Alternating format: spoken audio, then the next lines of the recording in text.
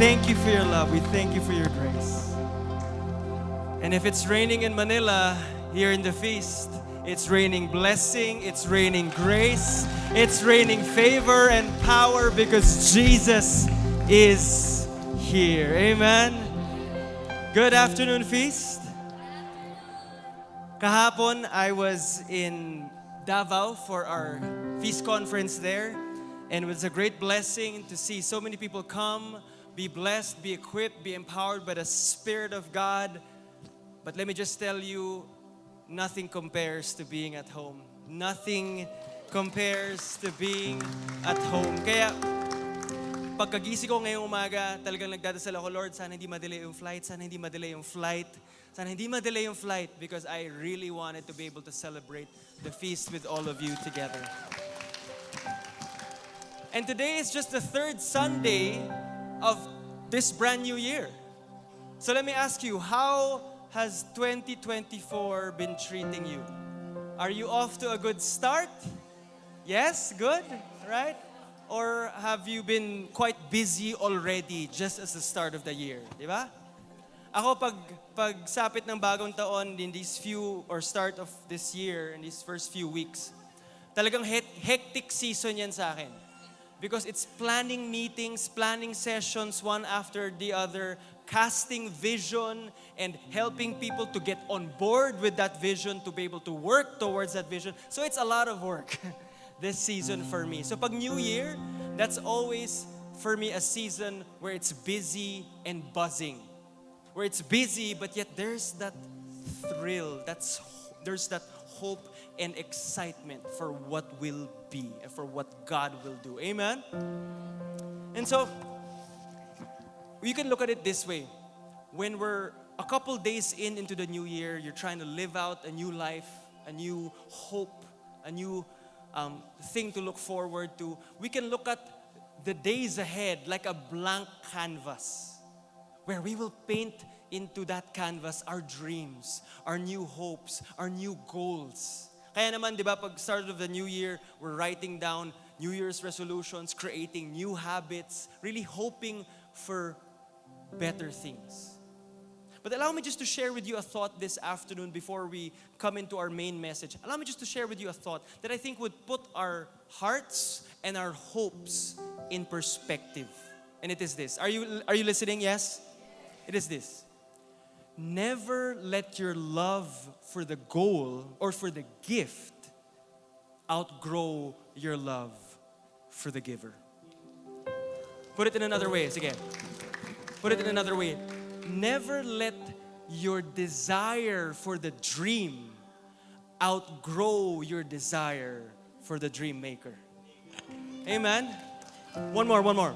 Never let your need of provision outgrow your need for the provider. Amen? Because it's so easy for us, and ako, guilty rin ako dito minsan, it's so easy for us to get so fixated and focused on the new dreams, the new plans, the new goals that we forget the one who truly fulfills them. Yeah? And that's why James reminds us this way. He says, in James 1, 16, 17, I'll read it from the Passion Translation. It says there, so my friends, don't be fooled. Don't be fooled by your own desires. Every gift God freely gives us is good. Every gift that God freely gives us is good and perfect, streaming down from the Father of lights. And so friends, let's start the new year right. And I believe one way that we can do this is this. Let's seek the reign of God in our lives. And the rewards of all that will be added unto us. Amen. And so pray, Lord, just take over. Lord, be the God, be the King of our lives. And see how His kingship, His rule and reign will give you not just a fruitful year, but a fantastic year in Jesus' name. Amen. Amen. Let's pray and receive His love today as we come in the name of the Father, the Son, and of the Holy Spirit. Amen. Together, today I receive all of God's love for me. Today I open myself to the unbounded, limitless, overflowing abundance of God's universe. Today I open myself to God's blessings, healing, and miracles. Today I open myself to God's word so that I become more like Jesus today. And I proclaim that I'm God's beloved. I am God's servant. I am God's powerful champion. And because I am blessed, I am blessing the world. In Jesus' name. And everybody said, Amen. Let's give the Lord a big hand. Come on. Hallelujah. So, we're going to come into our minute mingle. We do this every week. Just 1 minute. Turn to someone around you, preferably someone you do not know, and then ask them this. Dahil bumisita ang Coldplay, okay? Ask them this. Sino yung isang artist or band na pag pumunta sila, talagang manunood ka? Okay? Or baka nagawa nyo na yun before. So do that in 3, 2, 1, go.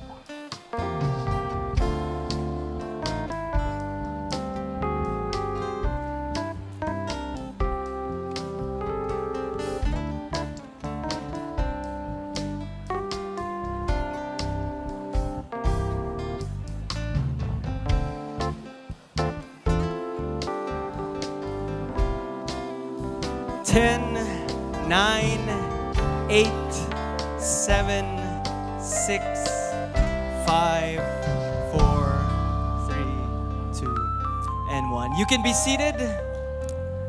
Hallelujah. Give your partner a big hand. Thank you for sharing. Probably your favorite artist, right? So good to be here. Yeah? So in case we haven't met yet and this is all new to you, my name is Mike Viñas and I lead this faith community called Feast Bellevue PM. And on behalf of our team here, we just want to thank you and welcome you for being part of our feast today. In fact, we want to honor your presence. That's why we have these welcome bags by these young men right here in front.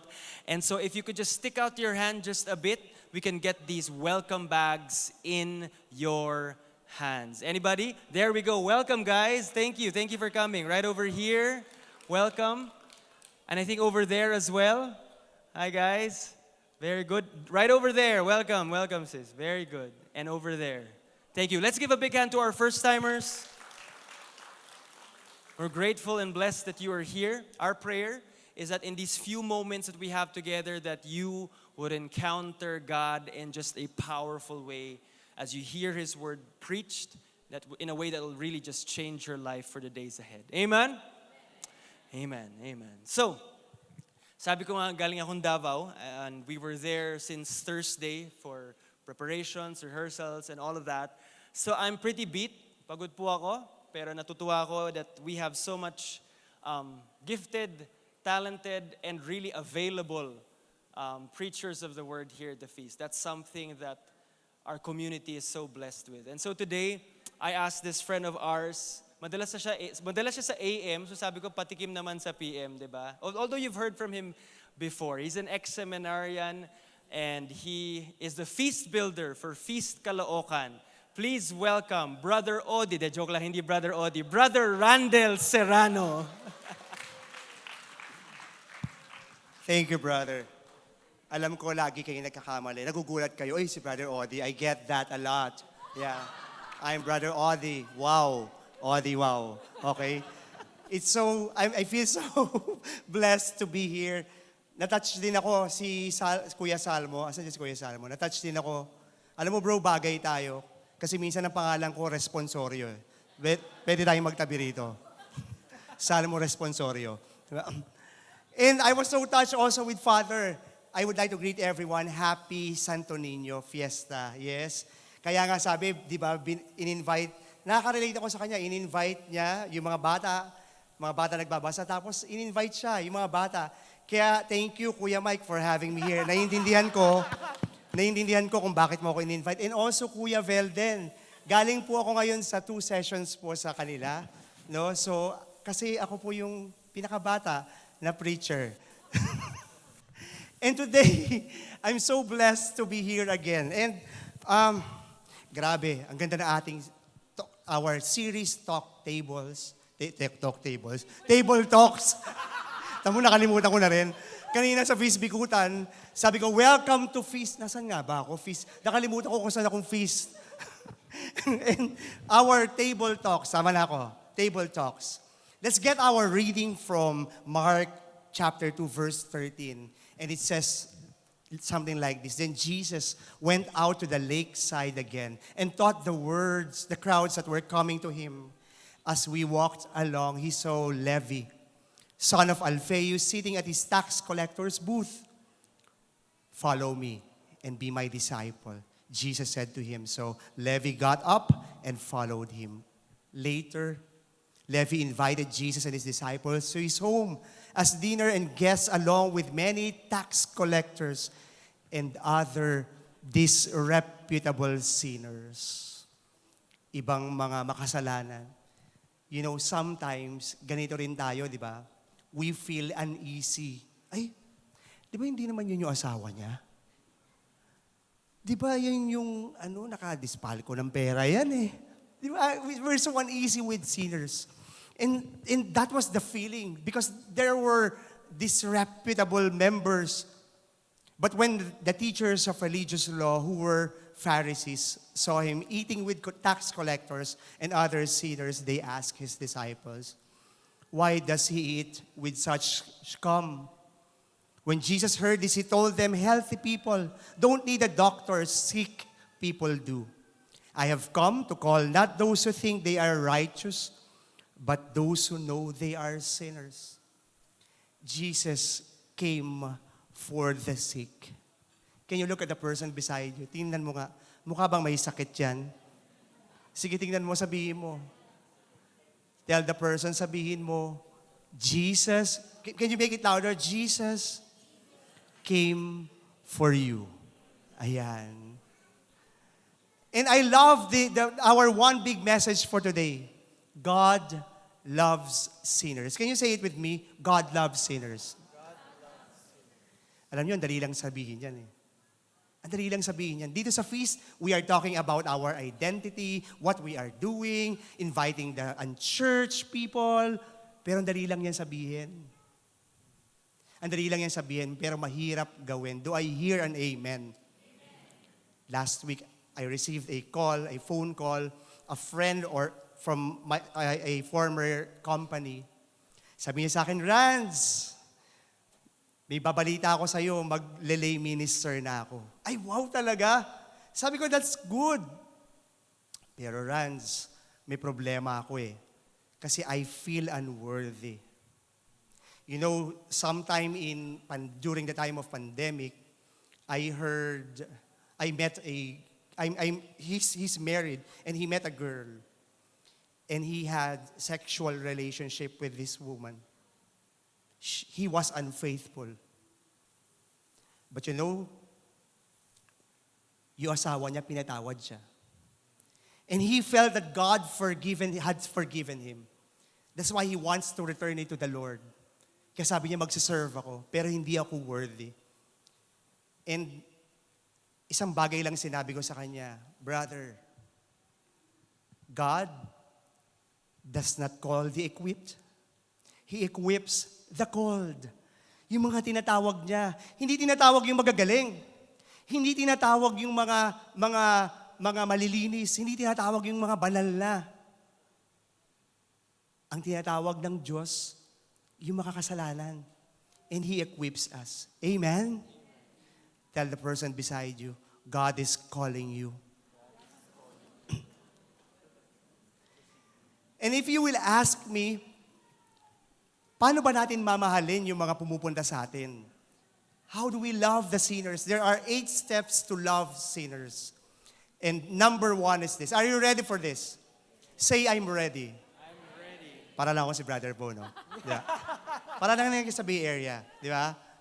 Number 1 is this. Be comfortable with mess. Alam mo, itong feast, we are mimicking the table of Matthew, inviting sinners. Tara, kain tayo. Lika, punta ka dito. Naka-spaghetti, pataas ka ba? Tsaka spaghetti pababa. Okay lang yan. You can join us. But it is messy. We are not comfortable about it.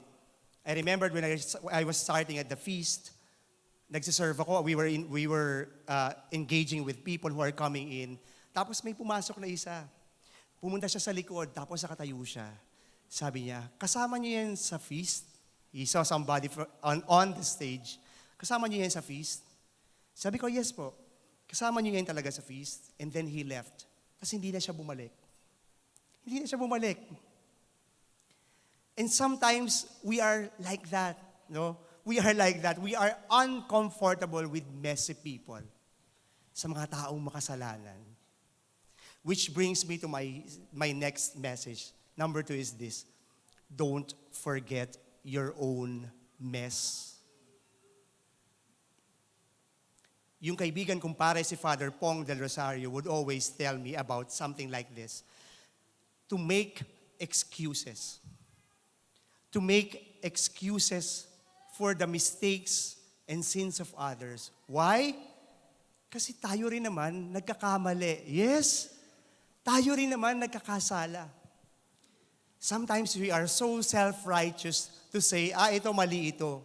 Ito makasalanan to. Pag tinanong mo yung mga tao, bakit hindi na kayo nagsisimba? Di ba last week we talked about it, that 15% only goes to the church. Kasi bro, yung mga tao dyan sa simbahan, mga chismosa, mga marites. Kasi yung mga tao dyan, ganyan. We are self-righteous. We think that we are better than others. Self-righteousness is when we believe that others people's sins are bigger than our sins. Ayoko, hindi ko ginagawa yan. Hindi ako nagchichismis. We always sell that and self-righteousness. Listen to this. The more you can accept your mess, the earlier it will be easier for you to accept the mess of others. Remember that. That when you get to accept and learn your mistakes, ako rin nagkakamali, ako rin pinatawad ng Diyos, then you get to easily accept other people's mistakes. Marami nagsasabi dito, bro, bakit dyan din naman sa feast? Kunyari, pa-feast pa. Di ba? Pa-feast pa. Kaya nga tayo nandito. The church is not a community of perfect people, but forgiven people. Amen? Na lahat tayo umaasa sa awa ng Diyos. Alam niyo ako, mababa yung luha ko. Minsan, kahit yung offertory song can make me cry. Alam niyo, gustong-gusto ko to. O Diyos, awang di mabilang, tanggapin mo, yaring aming alay. Walang hanggang awa ng Diyos. Na kahit minsan hindi ka nakamahal-mahal, hindi ka nakatanggap-tanggap, pero minamahal ka ng Diyos. Niyayakap ka ng Diyos. Amen? Tell it to the person beside you, sabihin mo, mahal ka ni Lord.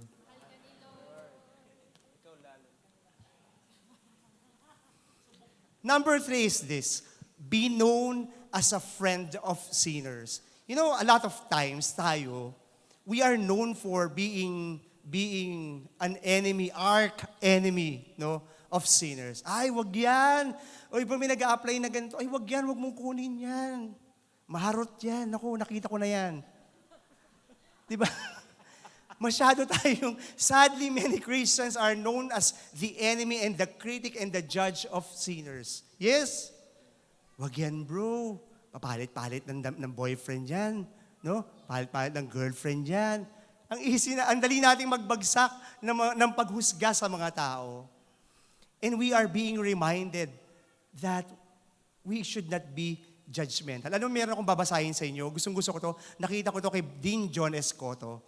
Kay Dean John Escoto. he shared this in Didac. She's a certified mistress.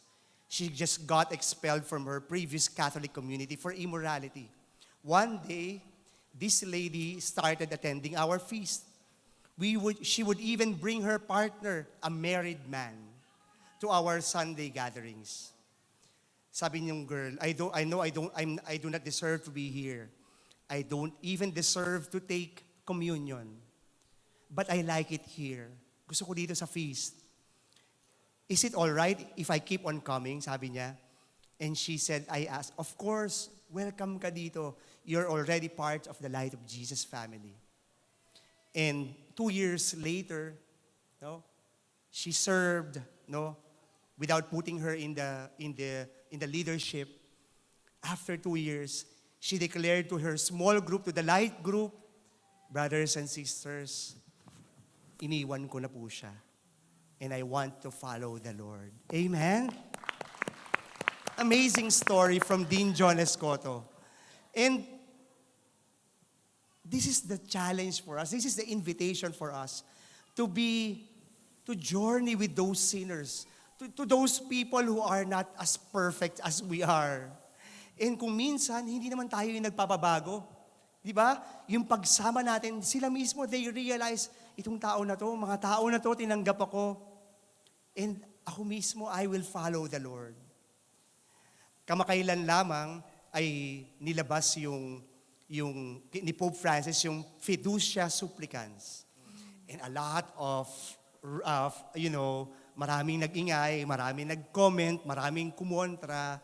And simple lang naman yung sinasabi sa Fiducia Supplicans, that this is for those who have who are inside irregular relationships, those who belong to the LGBTQ community, who wants to have blessing, hindi pa po kami ready, pero pwede niyo po ba kami bless?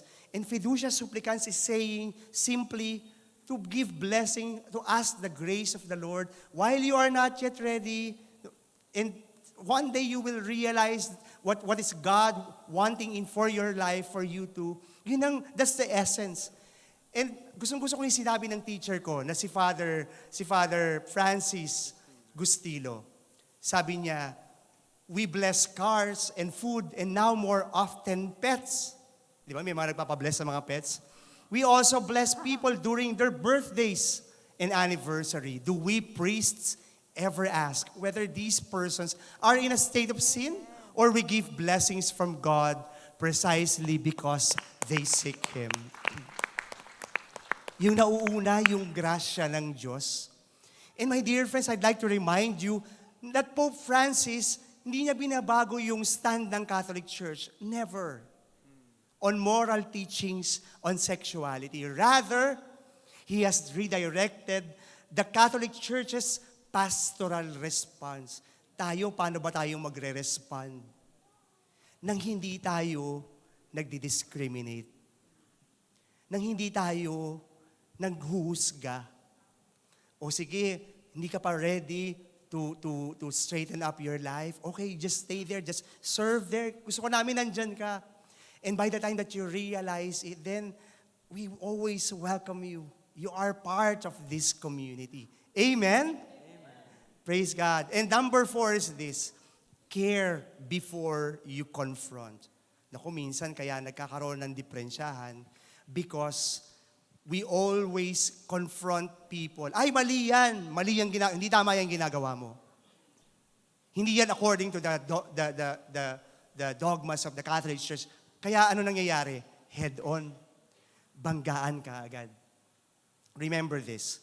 You cannot correct people who do not trust you. Kaya dito sa feast, we're trying to build a relationship. We're making friends to these people. Na balang araw, hindi para baguhin sila, kundi para samahan sila to the journey. Because to confront means you point out their wrongdoing. Alam mo, mali yan. Maharot ka. Diba?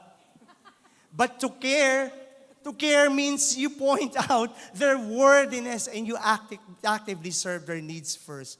Right. Ano yung, sige, nandyan ka sa situation na yan. How can I help you?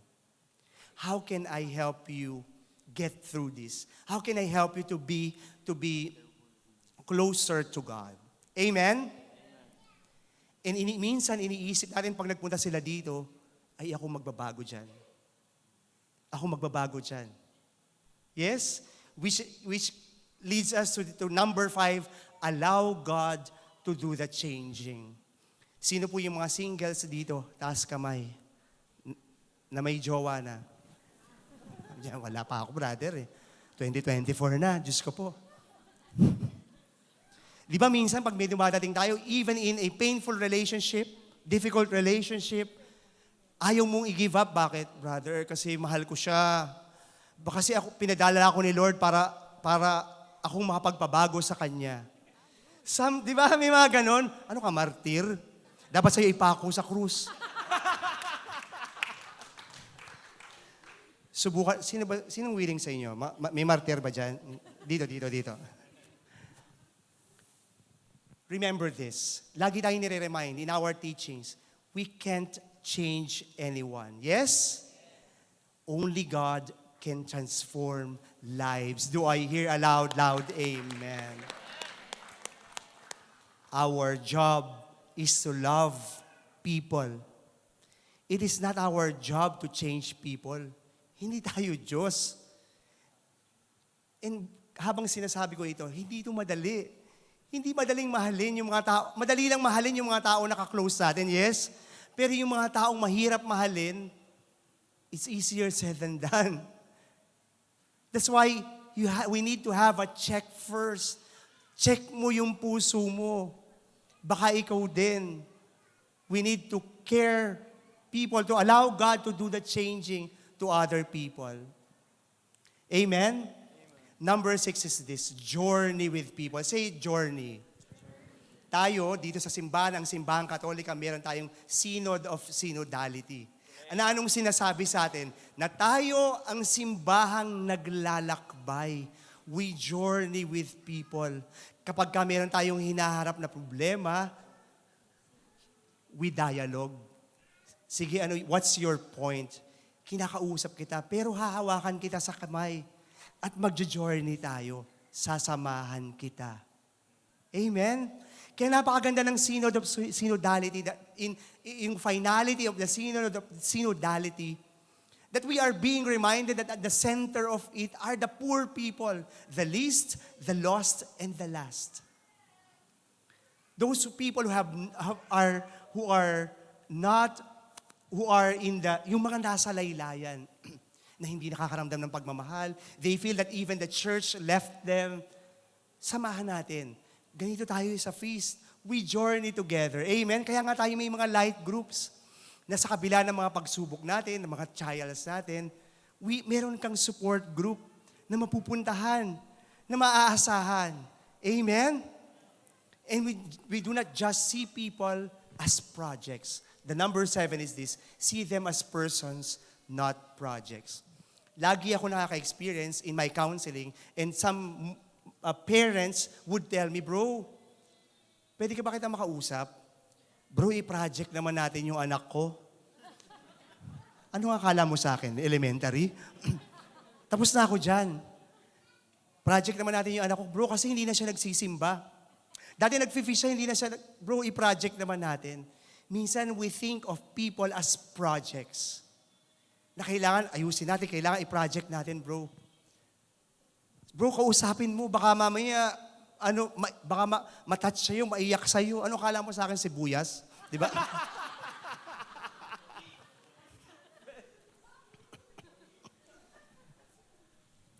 Parang ito na kwento ko na to.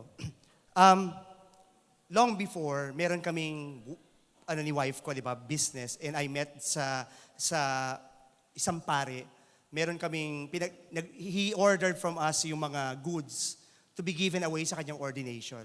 And sabi niya, i-deliver niyo sa Santa Cruz Church. And that's what we did. We went there, tapos dineliver namin. Pero maraming tao, inaasikaso sa office. So we decided, nagdasal muna kami ng wife ko, si Weng, dahil naka-expose ang Blessed Sacrament. And while praying, a man came, sabi niya sa akin, Kuya, pwede ko ba ako makakausap ng pare? Sabi niya sa akin. But I can sense from my place to his place, lango siya sa alak. And then sabi ko, bakit niyo po gusto makakausap? Sabi niya sa akin, Sir, nawalan po ako ng trabaho. Tapos iniwan ako ng asawa ko. Nag-inom po ako magdamag. Tapos sinamahan ko yung anak ko. And the next thing he said, blew me away. Pagkatapos po nito, sir, tatapusin ko ng lahat. Magpapakamatay na ako, sabi niya. So, ginawa ko, upon hearing that, I went to the office, told the secretary, ate, meron bang pare? But it was a Monday. I knew it for a fact that there are no priests available. And I was praying hard. Sabi ko, Lord, sana merong dumating. And then, lo and behold, the Lord answered my prayer. May paring nakuha. Indiano. Sabi ko, nako, baka bentahan lang to ng kulambo tsaka payong Isa pa sa naisip ko, baka si Brother Aaron lang to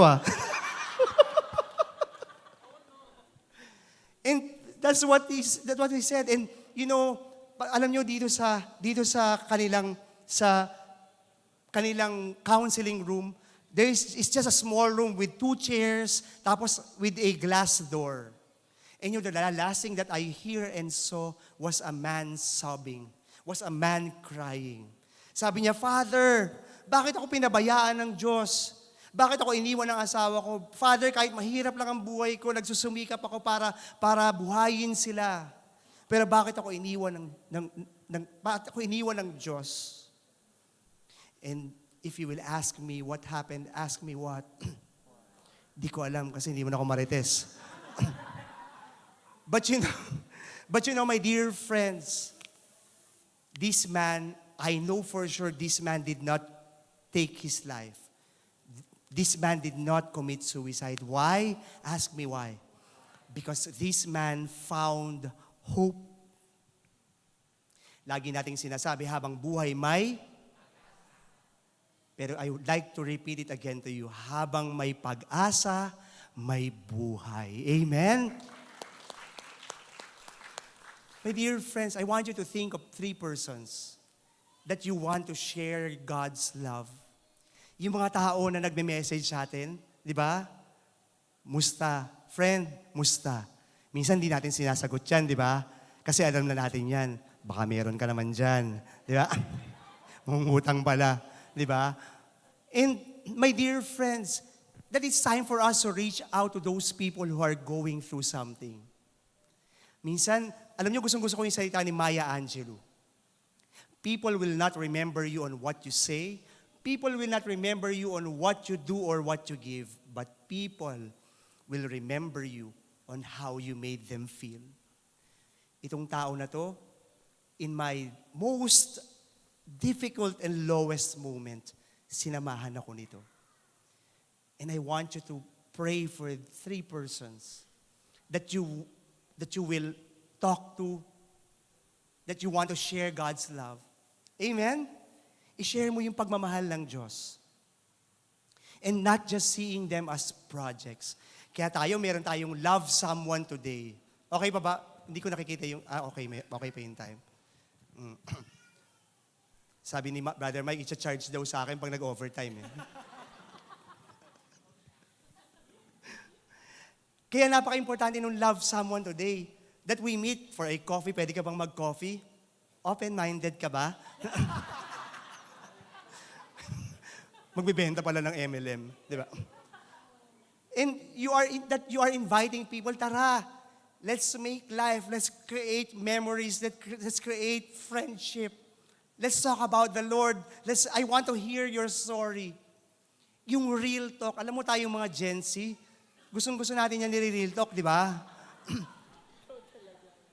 Alam mo, minsan minsan meron akong kaibigan na ganyan, nasabihan siya, uy, ang bata mong tignan. Alam niyo, kinabukasan, nag-breakfast ng Cerelac.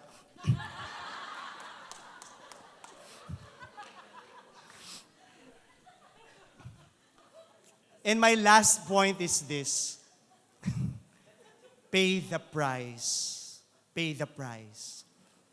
You know, my dear friends, reconciliation is expensive. Can you say it with me? Expensive. Alam mo yung istorya ng alibughang anak? Di ba yung alibughang anak, lumaya siya, kinuha niya yung share niya, tapos anong ginawa niya? Nagwaldas siya sa buhay niya. Only to find out, nung nagutom siya, babalik ako sa tatay ko. Kasi sigurado may makakain ako doon. Tapos pagbalik niya, yung tatay niya, malayo pa lang siya. Tumatakbo na. Iwe-welcome siya. Tapos nakita nung kuya, galing! Galing! Pagkatapos magwaldas, yung ako gagastos. Ganun sabi nung kuya eh. Di ba? Bakit? Because, typically, yung wala ng pag-aari yung tatay, lahat nandun na sa kuya. And he pays the price. Amen? He paid the price. My dear friends, in looking for the sinners, will you be the older son? Ikaw ba yung maging kuya that, sige, I will sacrifice. Before I end, I want to go back to the story of my friend. Yung friend ko, sabi niya magle-lay minister na siya.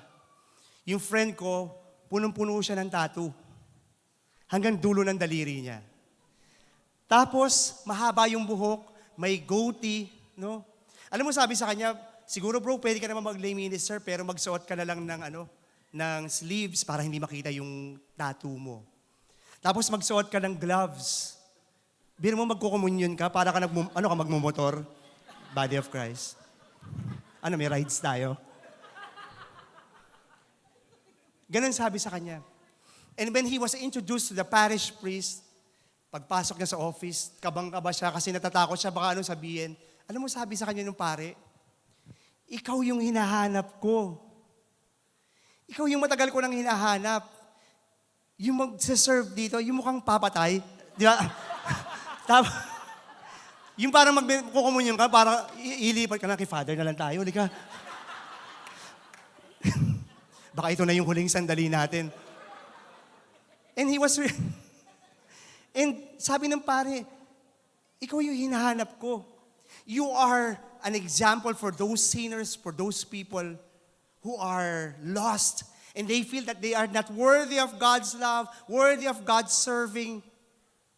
Ikaw yung hinahanap ko. Naalala ko tuloy isang song before I end. I realized a song, napakagandang kanta, mula sa Coldplay.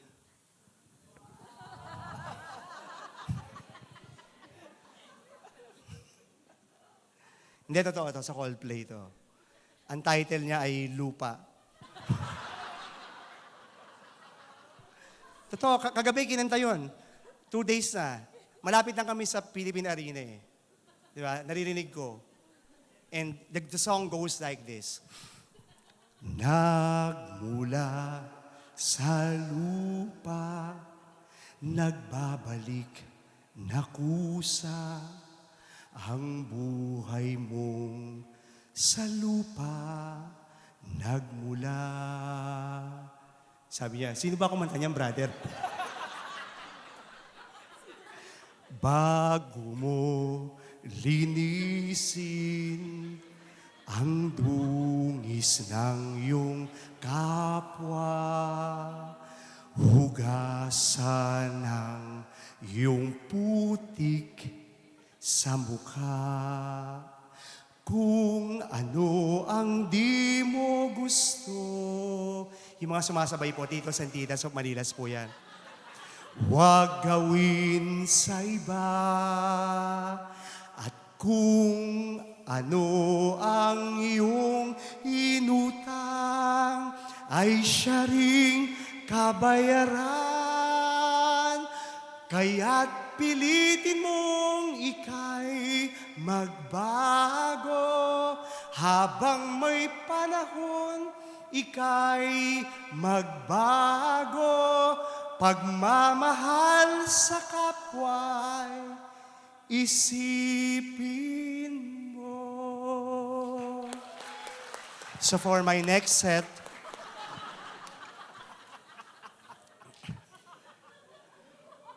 my dear friends, kaya ko to kinuha yung song ng Coldplay. Because it is a reminder for us that life is but just short. Yes? Maiksi lang ang buhay. Hindi mo pwedeng ipagmalaki. Nung pandemic nga, we were reminded na not even kahit gaano kadami yung pera mo, walang silbi yung pera. Hindi mo pwedeng panghawakan. Kaya nga, ako gustong-gusto ko, because I worked in Jeddah, Saudi Arabia before, gustong-gusto ko yung sinasabi ng mga kapatid natin na Muslim, na pag magkikita tayo, Brother Mike, magkikita tayo mamaya, anong sinasabi nila? Insha'Allah, kung loloobin ng Diyos, God willing, magkikita tayo, Brother Mike. Amen? Kung loloobin ng Diyos. And we are reminded of one thing, yung dulo ng kanta, anong sinasabi? Kaya't pilitin mong ikay magbago habang may panahon. And it says, pagmamahal sa kapwa ay isipin mo. My dear friends, can I ask you to stand?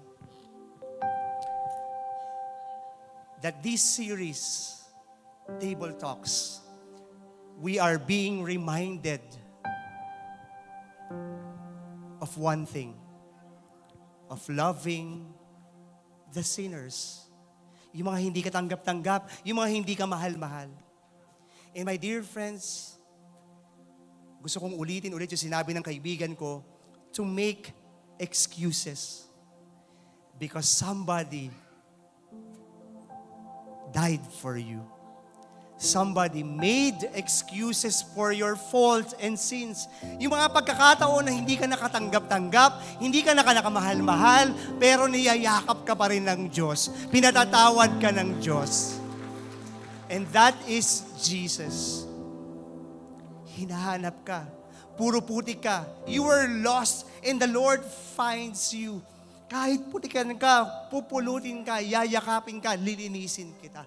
Mamahalin pa rin kita hanggang sa dulo. Amen? And there is a God who loves us immensely. There is a God who loves us unconditionally. And that is Jesus. Today, we will come before the Lord. We will ask Him, Lord, turuan mo akong magmahal nang walang pag-iimbot, nang walang judgment. Nabahalin ko yung kapwa ko gaya ng pagmamahal mo sa akin kung paano mo ko minahal. Nemo dat quod non habet. No one can give what he does not have. Hindi mo pwedeng ibigay yung bagay na hindi mo naranasan. You will only be able to do that because you have experienced the immense, malalim, malawak, malayo na pagmamahal ng Diyos. Amen? Put your hands in your heart and let's pray. Lord Jesus, thank you for your unconditional love. Turuan mo ako, Lord, na magmahal gaya ng ipinakita mong pagmamahal sa akin. That I may be your face to those sinners, to those who are looking for you. Lord, nawawala ako. Pero akala ko ako yung naghahanap sa'yo. Pero ikaw pala yung nakakita sa akin. Teach me to love unconditionally. In your mighty name, Jesus, everybody say, Amen and Amen.